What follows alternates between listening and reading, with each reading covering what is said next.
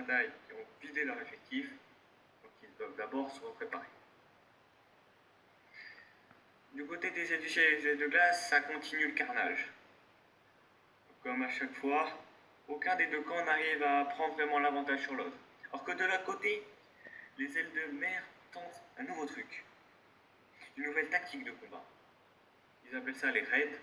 Le but est de viser des zones avec des fortes populations et à chaque fois brûler toutes les maisons, les abris pour fatiguer les ailes de boue et les ailes du ciel.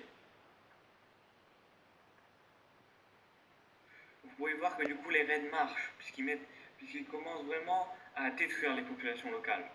Alors que de l'autre côté, vous pouvez voir que les ailes du ciel petit à petit arrivent à forcer et se rapprochent vraiment du bastion. Mais les ailes de glace sont encore là. Même si les ailes du ciel plus nombreux et qui semblent mieux se battre semblent prendre un léger avantage. Pour les 6 premiers mois de la 10e année de guerre, nous pouvons bien voir que les ailes de mer ont continué leur assaut, ce qui est tout à fait normal. Leur stratégie marche, ils la continuent.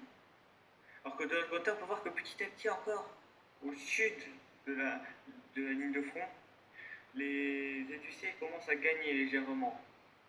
Et du coup, là, on peut apercevoir les premiers combats entre les ailes de glace et les ailes du ciel dans le repère, dans le bastion.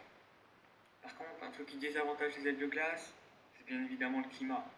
Eux qui sont imputés au froid polaire, d'autres vont devoir combattre dans le désert, en ces années qui furent quasiment les plus chaudes de toute l'histoire de Philippia. Pour la 10e année de guerre, tout ce qu'on pouvait attendre est là. Les ailes de glace se replient. Pour ne pas avoir à combattre dans le désert, ils vont donc se replier très loin et commencer à essayer de fortifier. Les ailes du ciel content remontent et ont quasiment tout le désert sous leur possession. De l'autre côté, les ailes de boue tentent de contre-attaquer, puisque déjà des raids d'ailes de mer arrivaient jusqu'au palais de la reine Scarlett. Donc ils essaient de contre-attaquer, même si pour l'instant ils ne savaient pas trop viser.